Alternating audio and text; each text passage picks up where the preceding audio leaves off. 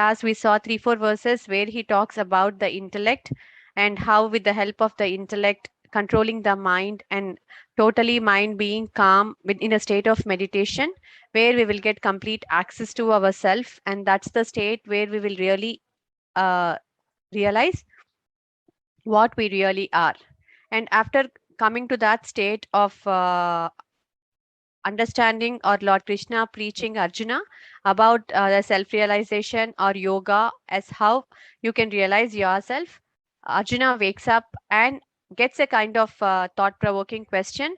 After listening to all these previous verses, this is the start of Arjuna starting to ask questions. So he asks Lord Krishna as the term that is used in the context of a person who is stabilized in the steady wisdom is Sthita Prajna. So he starts asking Sthita Prajna, what is his personality? Sthita Prajnasya ka bhasha, samadhistasya keshava, sthitadi kim prabhasheta, kimaseta vrajeta kim. So he asks four aspects of the qualities of the Sthita Prajna, which is what is his personality, how does he speak, how does he sit, and how does he walk. And we also understood that this is not just asking about the external things, like how he really talks, or which language he talks, or what is that he is trying to sit, where is it trying to sit. So when he asks about the personality, he is asking his total personality. And when he asks how does he speak, he is asking that how does he handle or behave with his senses. And when he asks how does he sit, he is asking that how does he relate to him internally, what is the internal relationship, how does he relate or look within. And when he asks how does he walk, he is asking how does such a person who is self realized contacts this external world, or comes into contact with this external world. So we are going to see the answers given by Lord Krishna in the next 14 to 15 verses.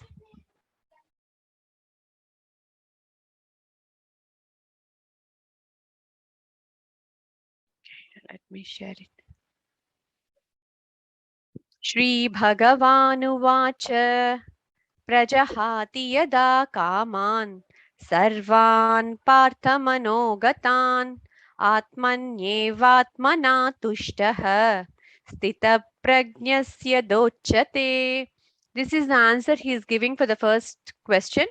What is the personality of such a person? So he is saying Prajahati yada kaman sarvan partha manogatan. So he is saying to Partha, manogatan, from the mind, a person who has sarvan kaman, all the desires. Kamam is desire, manogatan is the mind. So prajahati is casting off. So a person who, he is such a person who has cast off all the desires from his mind.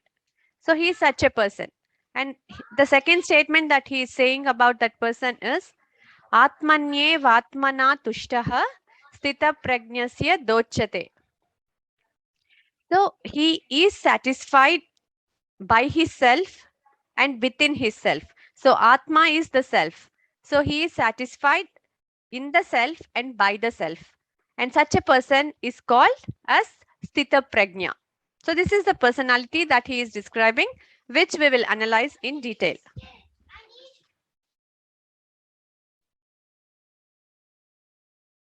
The statement that he is given here is that the person gives up all the desires so that not even one desires remain for any object. He is able to give up these desires because they belong to mind. So here the understanding is that when a person progresses in the spiritual path, the person clearly understands the difference between the self and the instruments through which he is contacting the world. So the self is different from the body, mind, and intellect.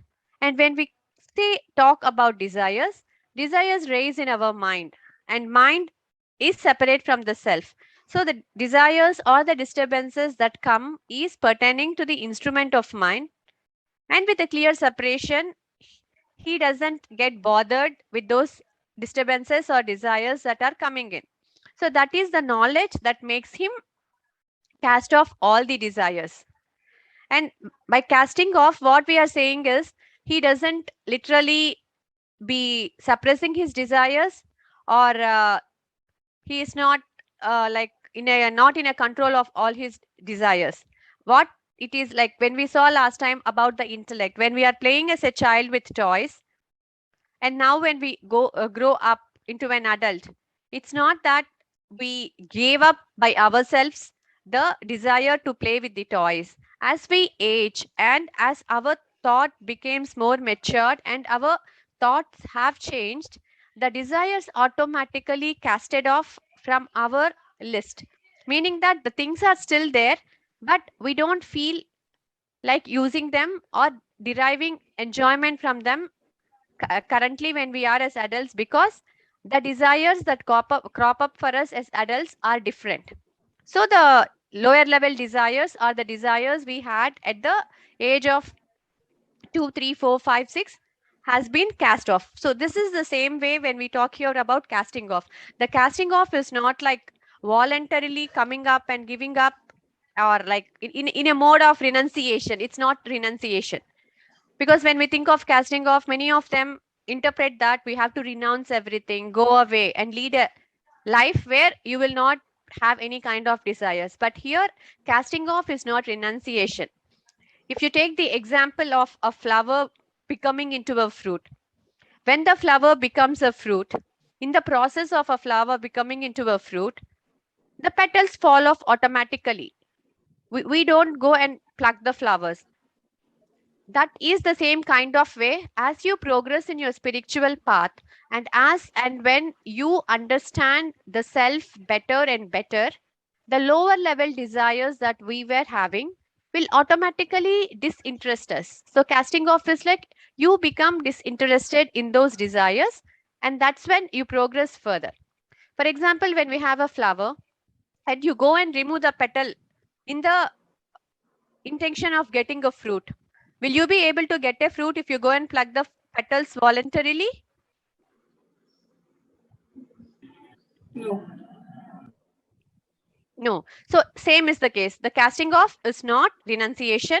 It's not like coming up and saying and giving up the desires voluntarily, but it happens naturally because you are climbing up the ladder. So it's like you have to climb a ladder of 20 steps. If you are in the fifth and sixth step, you cannot still hold back to the second step. If you are holding back to the second step, you will not be able to climb up the ladder. So you have to release your legs completely from the second, third steps and go higher steps like fourth, fifth, and sixth when you want to go up. So when you are in the sixth, it doesn't mean that you didn't want to or you pushed away the second step. It just had to, you have to let go, or it had to be let go because you have to progress further. And the second line is very important. So when a person has given out all the desires or cast off all the desires, it's not because of mere compulsion or renunciation. The desires were casted away because of the understanding of the correct understanding of the self. And such a person who has cast off all the desires will be satisfied by himself, inside himself. So here they are repeating the self 2, 3 times to indicate the different levels of the physical, mental, and the intellectual or the spiritual.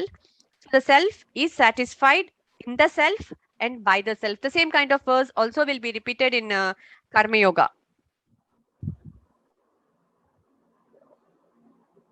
Personality of Sthita Prajna. So it's clear that renunciation is not giving up anything, and it's not escapism that Lord is asking us to take, but it's the path of spirituality that they are talking about. The moment you climb up the ladder of spirituality step by step, you naturally tend to derive less and less happiness from the external world, because you realize that happiness is within and you are more satisfied not by seeking or looking at the objects and the relationships from the external world, just merely because you have understood or realized the truths of whom you are. So with the establishment of these higher values, you will automatically renounce the lower values, similar to flower shedding its petals when growing into a fruit. So these are few quotes that I found interesting and in line with this verse. So people spend a lifetime searching for happiness, looking for peace. They chase idle dreams, addictions, religions, even other people, hoping to fill the emptiness that plagues them. The irony is the only place they ever needed to search was within. This is by Romana L. Anderson. And another thing from Ralph Matheson. Happiness is a choice, not a result. Nothing will make you happy until you choose to be happy. No person will make you happy unless you decide to be happy. Your happiness will not come to you, it can come only from you. So these two actually imply us that the word saying that Atmanye Atmana Tushtaha. So the satisfaction or the contentment is what we everyone have within us at all times. Just that we are ignorant of the source of real happiness, because of which we end up in suffering. So any questions in this verse?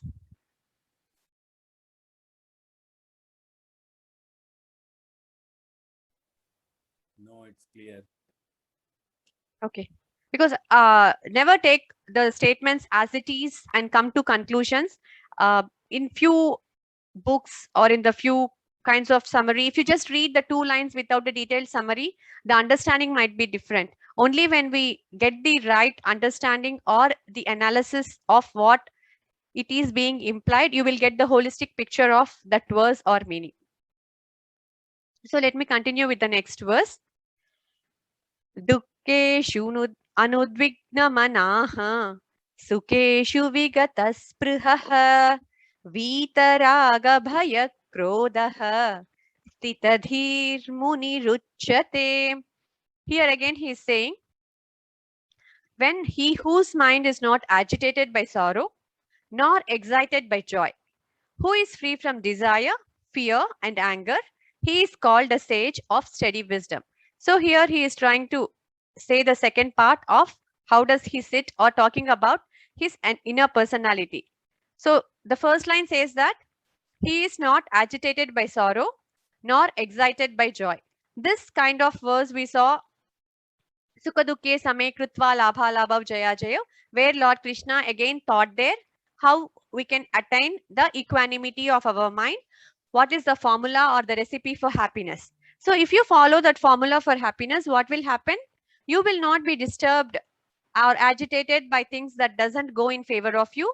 At the same time, you will not be too much elated by the things that makes you happy. You will look both of them alike in the same way and accept them with the sameness of mind. And he's talking 3 things here. Vita, Ragha, Bhaya, Krodha. Vita is like being free from.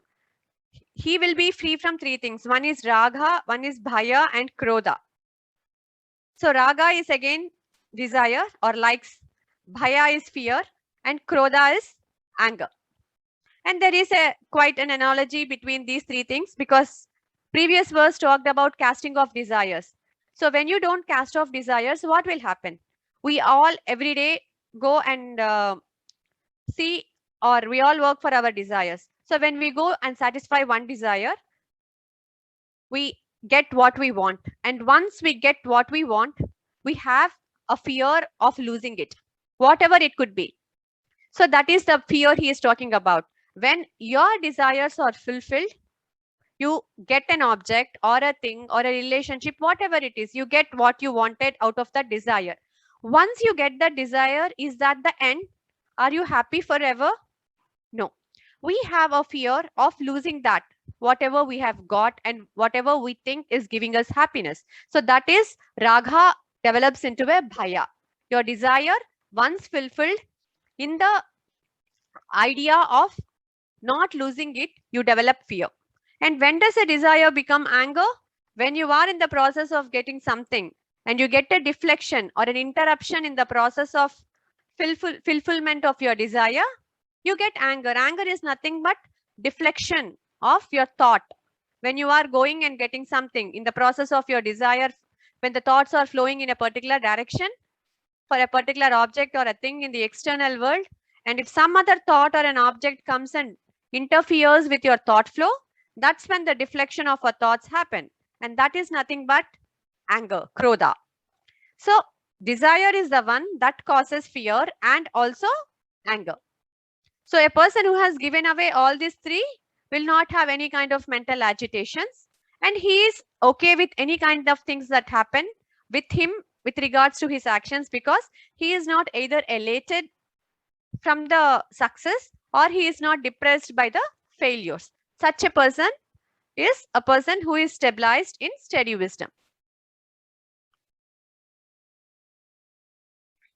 So how does he sit? Talking about the internal personality, he sits with the mind in the state of mental equanimity. We also have seen Siddhya Siddhyor Samo Bhutva Samatvam Yoga Uchyate. What is yoga? Is nothing but stabilizing our mind in equanimity, which is undisturbed by the emotional vibrations or disturbances of our mind. And we suffer because of desires, and suffering is mainly on 3 levels. One, they call it as adhyatmika klesha, which is pertaining to your own mind and body, which is well under your control, which is your mind and body. You can suffer because of your body and your mind. And adi bhautika klesha, you can suffer because of the actions of other human beings or entities, like it could be some animals coming and hurting you, or war kind of situations. So it's not under your control, but it is caused by other people. Adi Daivika is the universal factors, and it's like natural calamities or whatever it is, which are also not under our control. The only suffering that is under our control, well under our control, is controlling the mind or the sufferings of our mind and the body. And here, when he says that we should not have desire, we should not have fear, and we should not have anxiety, again, anxiety or anger or whatever feelings, it doesn't mean that, again, the preaching is to not to be emotional. The preaching is to have emotions, but to regulate the emotions properly. We have seen in previous classes about the intellect and the mind, as how intellect should always supervise your mind activities. Here also it is the same thing. When we say we are not supposed to have desires, it is actually the desires which are not checked by your intellect. You always can have desires, but with the checking of your intellect. Don't let your desires grow like bacteria, one after the other, without the supervision of your intellect. And when we talk about our emotions, emotions are coming from our body. They are the natural responses which come from our subconscious mind system, which we do not have control, and they are not long lived. And when we take about feelings, they are the ones, or that is the one that you give meaning to your emotion. So you always have a choice that you can emphasize here.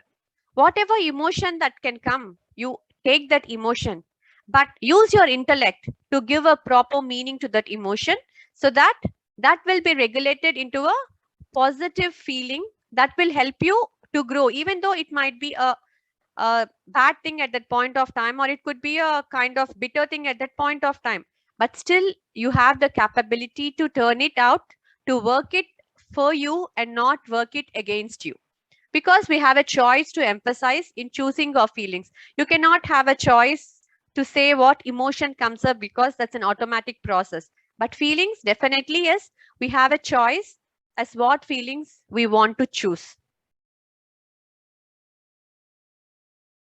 So when we identify that all these things are from our mind, and the desire to cast away, or the differentiation of I with the instruments of body, mind, and intellect, we start to feel a lot of things happening, or the problems of mind will not be our mind, because we clearly know that mind is a separate instrument from us, and we can actually control the mind or regulate the things happening inside the mind. We are not affected by it. That kind of thing is what a self-realized person is. Why that person is not concerned? Because he knows that mind is the instrument through which he is operating, but he also understands that mind's problem is not his problem.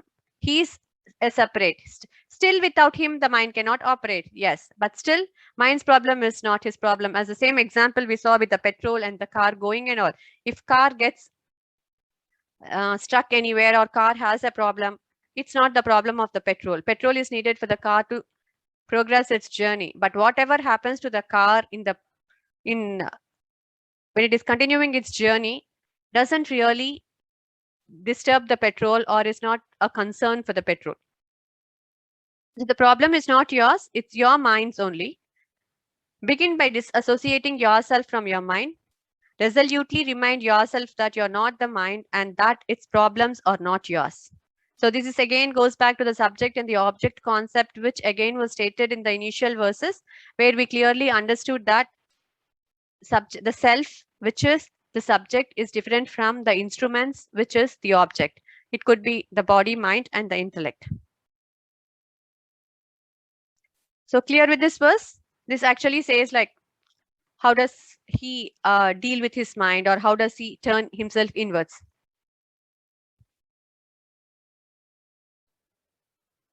Yes.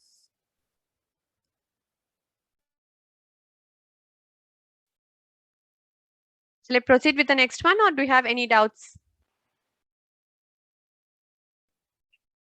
No, Abhita. It's clear. Because these are, I know we cannot practice this at the current point of time, and it might seem that this is something that is not at all achievable at all. But these are the truths, and when we constantly reflect upon these things, at least our progression towards that would be helpful. But if you just look at this and leave that, no, this is something that's I cannot achieve at all, and if we start not even thinking that this path, this stage I cannot achieve, then it will be difficult for us to progress in the spiritual path. The thing that this has been taught in the first instead of karma yoga is because of Arjuna's questions, and also for us to understand that this is the highest truth. And with the knowledge of highest truth, what we are trying to do is to convert our knowledge to wisdom, because we might have knowledge all the time, but when we don't turn knowledge into wisdom, we will not be of any help to ourselves. For example, take a doctor. The doctor, he could be a very reputed surgeon, and he knows everything. Like it could be a cigarette or alcohol. He knows that they damage all parts, and he knows completely as what happens inside the body when he takes alcohol. And the same doctor could be an addict to the alcohol, and his liver might have been damaged, or he could have a lot of problems, but he is a reputed surgeon who saves thousands and thousands of people around the world. What can we understand from this? He has knowledge. With knowledge, you can help others. But when you have to help yourself, you have to turn the knowledge to wisdom. That's why whatever small things we can practice, we have to practice and make it wisdom. And 7th chapter of Bhagavad Gita lays its complete emphasis on that, which is called Jnana Vijnana Yoga, which is how to turn your knowledge into practice or wisdom. Because wisdom is what will help us internally. Knowledge, yeah, you can help. You know concepts, you know something, you can help the whole world with that. But you will never be benefited with that because you are not applying for yourself. Yes, sarvatra nabhisnehah tattaprapya shubha shubham nabhinandati nadveshti tasya prajna pratishtita. Here again he is continuing. In this material world, one who is unaffected by whatever good or evil he may obtain, neither praising it nor despairing it, is firmly a person fixed in knowledge. So till the second verse, first verse he spoke that a person who has cast off all his desires from the mind because he is satisfied with the self, he finds the complete satisfaction within him. And second one, he says that a person who is aloof, or who person who is disassociated from Vita, Raga, Bhaya, Krodha. So all the three, the fear, desire, and the attachment, or the three things that was said, such a person is a person who is stabilized in the intellect. Now he says that we might think when we discuss two words, this person is a sedentary person. Here he is bringing the focus that yes, sarvatra, meaning that this person doesn't sit in one place. This person is sarvatra, meaning that such a person can do anything in the life. That person is not restrained to be a saint in the forest. That person is not a person who is restrained to be at a particular place. That person can wear any dress. Person can be at any place.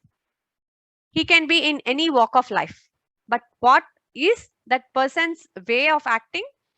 He is not unaffected by whatever good or whatever evil he may obtain. It's the same again, turning back to the equanimity of our mind. He neither praises nor despising it. He is perfectly situated in the wisdom. Let's listen to this and I'll explain it further. So the understanding is that Sita Prajna, when we talk about, is not a person who runs away from this world, who is an escapist by giving up all the desires. But the right understanding is that that person understands the truth to be satisfied or understands the right nature of the self. Then he also understands the nature of the mind. That's why he considers that his mind's problem is not his problem. And third one is a person who is not attached to the outcomes of the actions. This verse talks about the outcomes of the action. So he's dynamic, so he is active in every field. He is not a passive person. And such a person who is perfect makes contact with the objects and beings of the world without developing a least attachment to them. When we say least attachment to the outcomes of the actions. He is not affected by the mental fluctuations for the events in the life. So when you are not attached to the outcomes of the action, then you will not have mental fluctuations because you have acceptance to take whatever happens. You're going to accept it. So such a person has the acceptance for the outcomes of the actions. And average person develops attachment wherever one goes and whatever one does. Because of these attachments, what? We develop anger, we develop fear, and we fall prey to mental fluctuations for the events in life, clinging to the dualities. That's why we never can achieve the equanimity of mind for a prolonged period of time. Whereas a perfect person, because he is established himself, detached from the results of the action, he will be able to always be stabilized in the equanimity. So any questions in this verse? Is it clear? When we say attachment, what is the attachment that we are referring to here?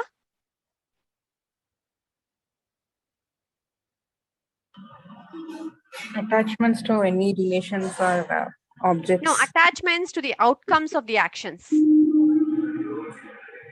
Okay. Yeah. So if you see the thing itself, it says Shubha Shubham comes, like the good and bad, and everything comes after you performing an action. So when you are not result oriented,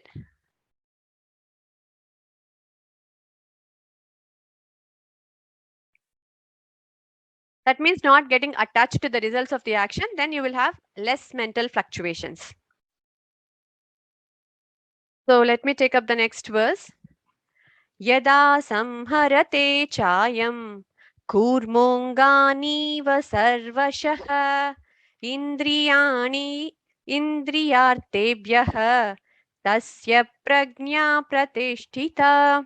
This is one of my favorite verses which I teach at many places, not in terms of Bhagavad Gita, but also in terms of the common forums where I speak. This verse provides you, this actually answers the question, how does he contact the world, or how is he walking outside in the world of objects. So he is explaining a person who is Sthita Prajna, or who's a person stabilized in the wisdom. How does he walk? He gives the example of a tortoise. He walks like a tortoise, drawing its limbs on all sides. Like a tortoise, withdrawing the limbs on all sides, he withdraws his senses from the sense objects. Then his wisdom is established. Let's take the example of tortoise which has been given here. When does a tortoise withdraw all its limbs? When it is walking. Or generally, when does a tortoise withdraw all its limbs?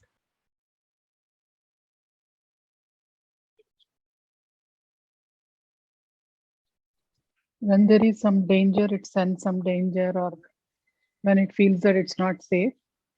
Exactly. When it senses some danger and when it's not safe, it withdraws its limbs. Once it withdraws its limbs and covers it in its shell, what happens to tortoise? Is it stronger or is it weaker? Yeah, it becomes strong from outside. I mean, it doesn't get hurt because the shell is so hard on the top. Yeah, it's so hard on the top that even a lion cannot kill it. Nothing can actually kill it because the shell is very, very hard. So why is the context of tortoise has been brought here for us when we are dealing about And this is compared directly to the senses. He says that the person who is Sthita Prajna, what does he does? He withdraws all his senses from sense objects.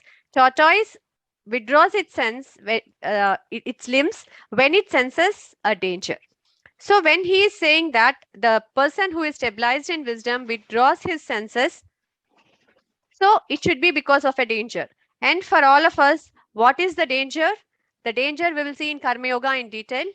It is clearly stated that desire is our constant enemy, because distractions are the danger. Our mental fluctuations, our mental agitations comes because of unwanted desires that we have in the process of fulfilling a particular desire.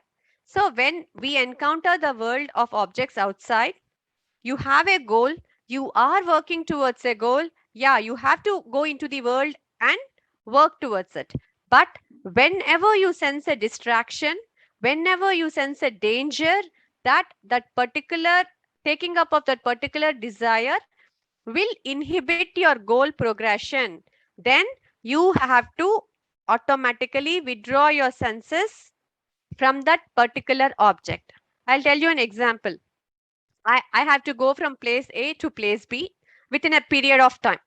When I am traveling from place A to place B, we have 5 senses through which we all can get diverted. I saw a restaurant which is very favorite to me, and I am really not hungry. Just because I saw my favorite restaurant, if I stop and go there, I am not progressing towards my goal, because that is an unnecessary distraction, and that desire is an unwanted desire, and it is not allowing me to reach my goal on time. So what I have to do in this context, what is being said is, your eyes contact your favorite restaurant. The moment it contacts and you sense that that is not needed for the current goal, you have to withdraw, in the sense that you should not develop that particular site into a desire. Then you progress. If it is needed, yeah, if you are really hungry and you saw your favorite restaurant, there is no wrong, because camper naphthalene box it's not needed because it's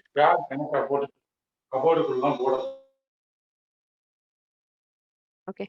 So it's not if your intellect approves that particular activity, then it is okay. But without the approval of intellect, you just get diverted for no reason, then you will end up in mental agitations. For example, I had a lunch, I spent 1 hour in hotel, wherever I liked food, but I was not able to reach the time for my goal.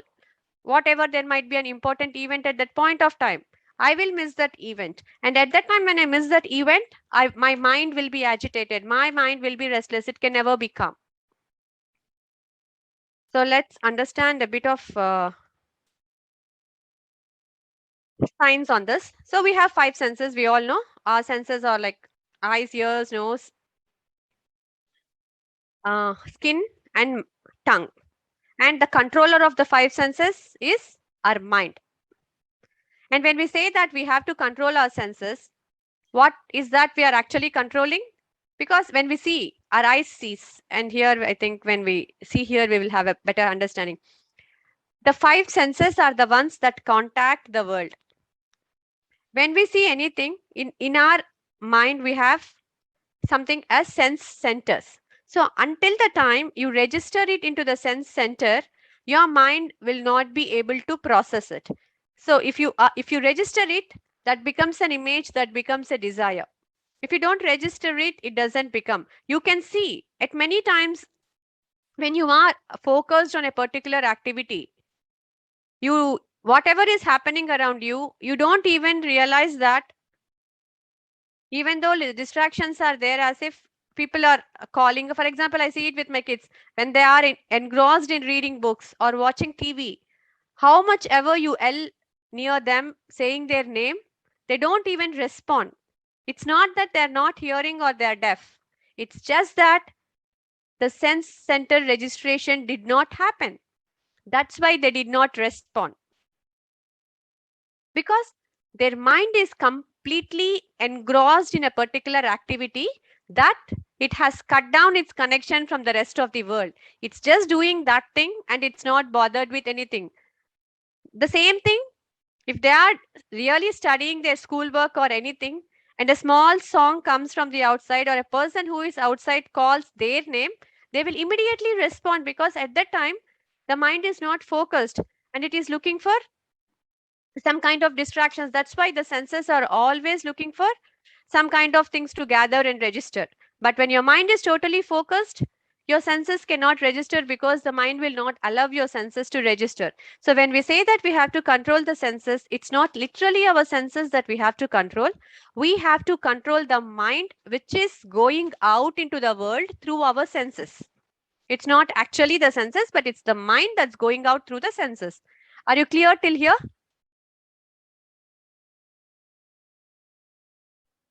Yes, clear, Abhita. Does this happen? Have you experienced this thing, that when we are actually stuck with some work, we really don't tend to pay more attention to what is happening around us? And when we are not Yes. attentive to something, we really feel even a smallest of things seems to catch our attention. Yeah, many Yes. times. Yes. So that's because of this thing, that when the mind is totally occupied, you cannot register things on your sense center. And when you don't register things in your sense center, your mind will not act to it. So the example that here it is given is this tortoise, and tortoise, we just discussed that it, when it withdraws its limbs, it becomes so strong that nothing can destroy it. So when we are also progressing to any goal, it need not be a spiritual thing. Even in any kind of work, you apply this verse, it works wonders. Anything you are doing, do it with the complete focus, like how a tortoise is going, and understand that any kind of sensual distraction is going to be a danger. So whenever you encounter your favorites, your likes, whatever it is, you just withdraw it. In the sense, you don't register it. This is not needed for me, or take it to your intellect immediately. Your intellect will say, no, ignore that, because that's not my goal. We are going on some other work. Let's finish that work first. So intellect will not approve. It will ask you to hold back on that particular desire. So contact the world for fulfilling the desires aligned to your goal. When any danger, which is a distraction or a sensual attraction, is there, withdraw all your senses by taking the help of your intellect. Once the senses are in control, start contacting the world again for the fulfillment of your desire aligned to your goal. The thing that we are saying is not to act in this world, but how to act effectively. When we have seen that yoga karma sukaushalam, it's a skillful action. How can you act skillfully in the world so that you will never feel mentally agitated because of your actions? Is this clear? Abhita, I just have one doubt. Can I ask? Yeah, Uma. So this tortoise example, is it only for staying focused, like not getting distracted, or is it even for is it like the tortoise? Is it to avoid getting into conflicts? Is it for the tortoise it might be danger, like danger of physical danger, but here in our case it can even be not getting hurt Anything. emotionally. See, it's like your mental fluctuations, your mental disturbances or mental restlessness. Here, when what is the danger for us when we are speaking about all these things is our mental restlessness. That But in this age, when people are coming out openly and talking about so many of their insecurities openly, whether it is social media or whether it is, even in public forums, people are coming out openly talking about their insecurities and everything, not, I mean, that is the thing, like you can see the trend there where they normalize many things which were a taboo and myths and other things. And then people get involved telling about other, getting involved. I mean to say expressing themselves. Like in this verse, like you're saying, when you're not comfortable with something, you have to withdraw your senses, is what this verse says, right? But nowadays the thing is, talk about it openly, get involved openly, don't you get more hurt emotionally if you're going to hold back things. So, you know, you have to open up. So Yeah, I no will no one is saying actually to emotionally hold back things. Whatever we are talking about is emotional regulation, not emotional suppression or anything. So here, another thing is that which is aligning to you is people can go talk and do whatever things openly, but the cause and effect analysis is that as long as you don't work in this manner, you will be prone to restlessness. You will never get equanimity of mind. The formula that it is giving in this verse is by doing this, you will be able to get your best because you will be least distracted, and also you will get peace of mind when you are doing things because you are not attending to unnecessary things.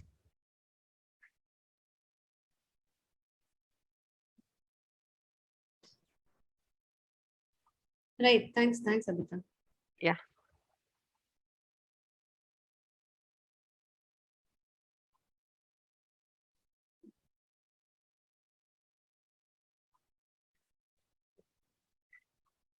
So let me also complete this verse, which is in align to that sense objects.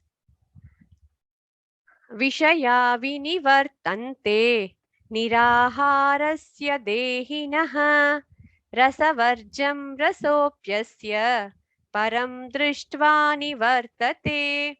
Here he is saying that the sense objects turn away from an abstinent man, but not the relish. Even his relish turns away on seeing the Supreme. What Lord Krishna is trying to tell in this verse is when you abstain yourself from the sense objects, meaning when you become like a tortoise, when you sense your distractions and dangers, and when you get inside your shell, that means you are turning away from the sense objects. When you turn away from the sense objects, the sense objects itself will start going away from you. You might still have a relish, but that relish also will go away when you are progressing into the of your goals into further states. So the same thing applies. Whenever there is a demand, there will be a supply. So when we start learning the higher values of life and abstain from sensual indulgence, the sense objects will leave alone. But the relish, the taste of them may linger, but the relish will also disappear when you reach the supreme state of realization. And again, whenever we are saying, even Uma, to answer the question that you have asked before. So it's not about when we say withdraw, we are like totally not taking things up or not anything. The simple thing to understand in the simplest way is whenever you sense a danger or whenever you get a desire, check it with your intellect. Is it needed? It's not needed. If your intellect approves it with the knowledge, because everyone has a different kind of knowledge, different kind of understanding. So the decision making or the rational capacity of everyone is different. But ultimately, it is nailing down to the point is always have the desires or anything that is entertained by your intellect. In a case, if you are goal oriented and you're going in particular way, and if you see a distraction or something that doesn't give you happiness or mental peace or anything, if you have that clarity of thoughts, you will not just do things because other person is doing. You will really think for yourself and take it up. That's what is emphasized in these verses. You always seek the help of your intellect from the start of your thought. Everything approved at each stage by your intellect and then progress. So when the intellect is strong enough, it will not let the senses to register everything. It will keep the mind focused. If your mind has to be focused, your intellect has to be strong.